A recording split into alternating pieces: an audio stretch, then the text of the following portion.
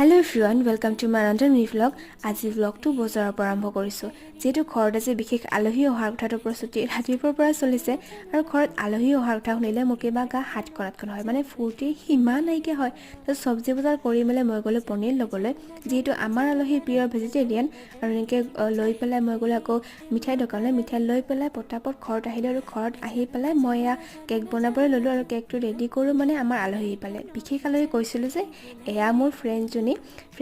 বিয়া লাগিছে মানে আমাৰ কইনা আৰু কইনা আহে মানে মোৰ কেকটো ৰেডি হলে মানে সব পটাপট আছে আৰু কইনা আহি আমাৰ মাৰ সেৱা ললে আৰু সেৱা লৈ পেলাই নিমন্ত্ৰণী পত্ৰ দিলে আৰু আমি দুও খাই বৈ আকৌ কইনাৰ লগত চিঠি দিবলৈ গলো মই আৰু আহি পেলাই এয়া কইনাক খাবলৈ মানে সৰু সুৰাকে কইনা ভাত আৰু ক'ব পাৰি তাৰপিছত অকমান টাইম স্পেন্ড কৰিলো যেহেতু তাইৰ বিয়াৰ বাবে বেছি দিন নাই আৰু তাৰ পিছত আমি কইনাক থবলৈ গলো আজিৰ মিনি ব্লগটো ইমানেই আকৌ লগ পাম বাই